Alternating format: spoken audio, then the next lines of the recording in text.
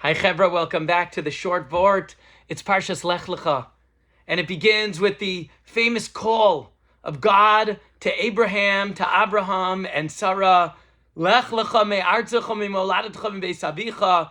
Go from your place, from your land, ela artz asher areka, and go to the place, from your place, and go to the place that I show you. Ve'eschal l'goy gadol, and there you will become a great nation.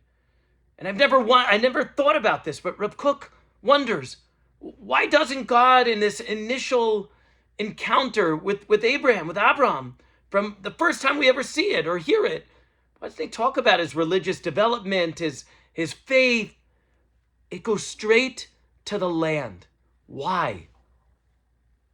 He says as follows: a single man can drift from place to place, but a community, a people, a nation has to be rooted in a fixed, permanent position on the globe. In order for your descendants to be a people, to be a nation, you have to have a fixed place on the globe.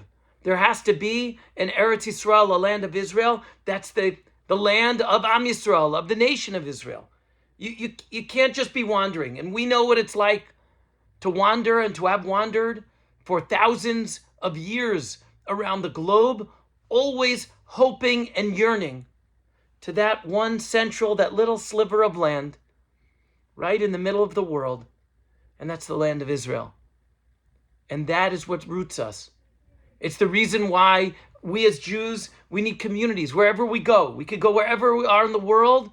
We need to have a community. I always say to a couple that's just starting out, you need to find your spiritual home. Fine, you don't have kids yet, you're not there yet. Find a spiritual home.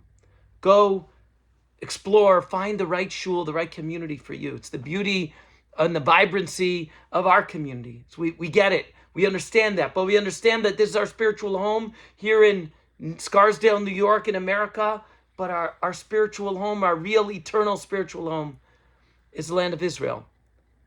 And we have a very important election coming up for our friends in the 5 boroughs in New York City. And for a candidate like Mamdani to say, you could be a Jew, but you can't be a Zionist, is literally to cut us off from the oxygen, from the life force of what it is to be a Jew. Jews have been Zionists, lovers of Israel, for over 3,000 years.